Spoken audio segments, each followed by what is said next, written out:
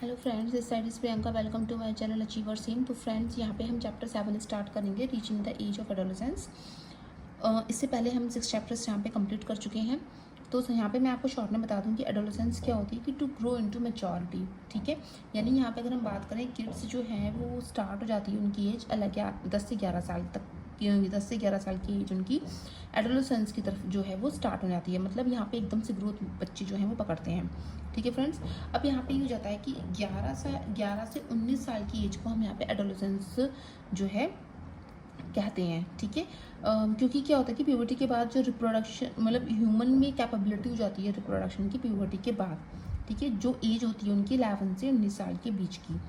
ठीक है फ्रेंड्स, यहाँ पे एडोलेसेंस आप जो जिन्होंने बीएड कोर्स किया होगा उनकी वो लोग पूरा यहाँ पे मतलब जान सकते हैं कि एडोलेसेंस एक पूरी सब्जेक्ट होता है, तो वो यहाँ पे मतलब समझ जाएंगे। ठीक है, और जो सीटेट के एग्ज़ाम्स की जो प्रिपरेशन कर रहे हैं उसमें पैडागॉजी है, उसमें भी हम पूरा एडोलेसेंस यहाँ पे पढ़ते हैं। ठीक है फ्रेंड्स, तो अब हम यहाँ पे जो मेन है वो हम बात करेंगे यहाँ पे पिट्यूटरी ग्लैंड के हार्मोन की। तो अब हम यहाँ पे आगे बढ़ेंगे कि पिट्यूटरी ग्लैंड की जो हार्मोन, उसको हम एक नाम से और जानते हैं जिसको हम कहते हैं मास्टर ग्लैंड।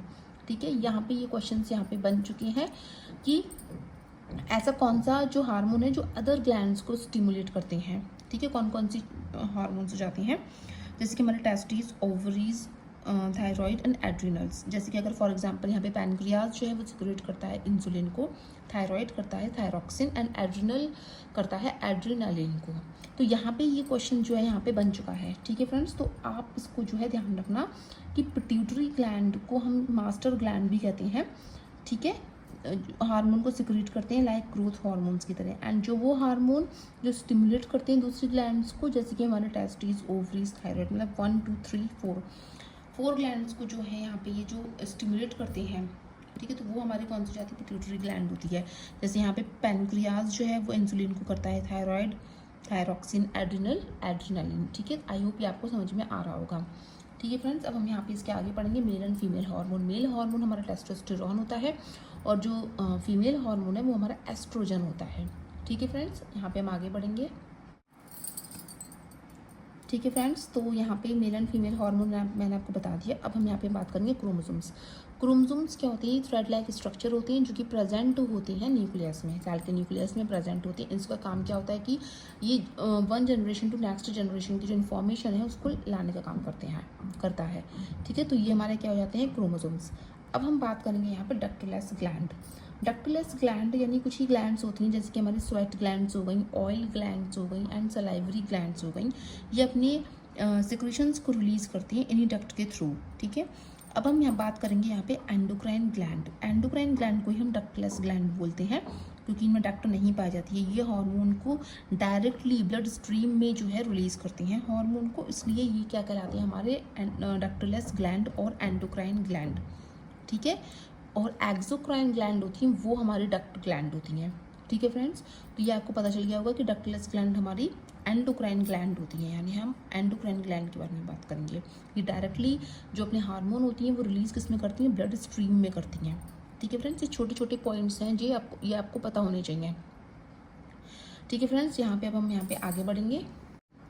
अब हम यहाँ पे आगे बढ़ेंगे मेंस्ट्रुएशन। तो मेंस्ट्रुएशन हमारा क्या होता है, अगर फर्टिलाइजेशन फीमेल्स में मेंस्ट्रुएशन जो है फीमेल्स में पाया जाता है, ये अगर फर्टिलाइजेशन फीमेल्स में नहीं होता है, ठीक है, तो जो रिलीज्ड एग होते हैं वो क्या करते हैं, यूट्रस की थिकन्ड लाइनिंग के साथ, यानी उनकी यूट्रस की जो थिक लाइन होती है ब्लड वेसल्स के साथ क्या हो जाती हैं, वो शेड ऑफ हो जाते हैं।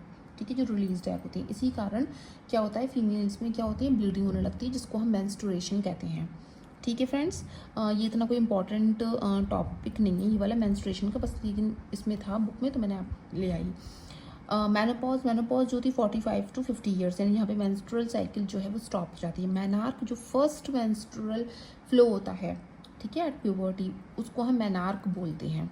ठीक है, अब एक क्वेश्चन ये आता है कि एडम्स एप्पल नाम है ये क्या होता है, ये इसको हम वॉइस बॉक्स भी बोलते हैं, लैरिंक्स भी कहते हैं। ठीक है, तो एडम्स एप्पल यानी यहाँ इसका मतलब है कि बॉयज़ में होता है कि जब प्यूबर्टी की तरफ जब वो ग्रो कर रहे हैं, मतलब जो बॉयज़ लोग जब प्यूबर्टी की तरफ ग्रोथ होती है उनकी, तो क्या होती है कि थ्रॉट जो होती है वो थोड़ी सी क्या होती है, देखा होगा आपने, हैवी सी हो जाती है, यानी प्रोट्रूडिंग पार्ट हो जाता है थ्रोट का बॉयज़ में, जो शुरू हो जाता है प्यूबर्टी के टाइम पर, ठीक, ग्रोथ करने लगता है। तो उसी को ही हम क्या बोलते हैं, एडम्स एप्पल। उसको वॉइस बॉक्स भी कहते हैं कि लड़कों की आवाज़ जो है वो प्यूबर्टी की जब वो एज पर आते हैं तो उनकी आवाज़ भारी हो जाती है। तो उन्हीं को ही उसी को हम टॉपिक उसी पॉइंट को हम बोलेंगे यहाँ पे एडम्स एप्पल, ठीक है। वॉइस बॉक्स एंड लैरिंक्स, ये चीज़ आप देख लेना। एडोलेसेंस, जो कि अभी हमने बता दिया कि 11 से 19 साल की एज को ही हम एडोलेसेंस कहते हैं। यहाँ पे डिफरेंट चेंजेस हो जाते हैं, हार्मोनल इफेक्ट होते हैं, ठीक है। रिप्रोडक्टिव मैच्योरिटी की तरफ जो है चीज़ें ग्रोथ होने लगती है, तो इसी चीज़ को हम एडोलेसेंस कहेंगे, ठीक है फ्रेंड्स। तो ये चीज़ आप पूरा चैप्टर जो है आपने 9th-10th में, मतलब जिसके पास मैथ रही होगी तो 9th-10th में तो हर लोग पढ़ता है, लेकिन 11th-12th में बायो वाले बच्चे जो होते हैं वो पूरा पूरा यहाँ पे पढ़ रहे होते हैं, ठीक है। तो यहाँ पे मुझे कुछ इतनी जानकारी देने की ज़रूरत नहीं है, आप लोग को खुद पता ही होगा यहाँ पे, ठीक है फ्रेंड्स। अब यहाँ पे हम जो जैसे एडम्स एप्पल है, ठीक है, इस चीज़ के बारे में हो गया, क्रोमोसोम्स हो गए, पिट्यूटरी ग्लैंड्स के जो हार्मोन है, मतलब ये छोटे छोटे पॉइंट्स जो हैं ये इंपॉर्टेंट है, जो कि मैंने आपको बता दिया है यहाँ पे, ठीक है फ्रेंड्स। अब यहाँ पे आगे बढ़ेंगे हम। तो फ्रेंड्स अब यहाँ तक मैं कंप्लीट करती हूँ आपका, ठीक है। तो अब हम मिलेंगे नेक्स्ट वीडियो में, तो यहाँ तक आप लोग पढ़ते रहना, ठीक है फ्रेंड्स। अब यहाँ पे एक चीज़ मैं ये कहना चाह रही हूँ कि मेरी जो वीडियो है वो 1 मंथ में आ रही है, बिकॉज ऑफ क्योंकि है ना, मैं भी एक टीचर हूँ, तो वो मतलब टाइमिंग नहीं मिल पा रही है वीडियो बनाने का। तो प्लीज़ फ्रेंड्स, प्लीज़ आप थोड़ा सा सपोर्ट करिए।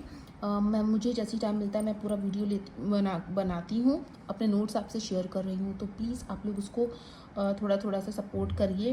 अपने जो व्यूज़ हैं वो प्लीज़ मुझे बताइए, ठीक है। और आप बताना कि कैसा लगा आपको वीडियो। मैं थोड़ा थोड़ा करके आपको दे रही हूँ सारे नोट्स अपने, जैसे कि जिन लोगों के पास नोट्स नहीं है वो इसके थ्रू जो है अपना बना सकते हैं, ठीक है। दे रही हूँ मैं जो मुझे लग रहे हैं इम्पॉर्टेंट जो टॉपिक हैं वो ही लेकर आ रही हूँ मैं, एंड सीरियल वाइज चल रही हूँ। ये क्लास जो है 8th का है जो मैं यहाँ पे लेकर आ रही हूँ, ठीक है फ्रेंड्स। तो प्लीज़ अगर आपको वीडियो पसंद आई हो तो लाइक शेयर सब्सक्राइब करेगा, और अपने व्यूज़ प्लीज़ हमें कमेंट्स में आप देना कि आपको मतलब कैसे क्या चीज़ आपको सही लग रही है और कैसे मैं अपने आप को इम्प्रूवमेंट करूँ, ठीक है फ्रेंड्स। तो मिलते हैं अब हम नेक्स्ट वीडियो में। Thank you.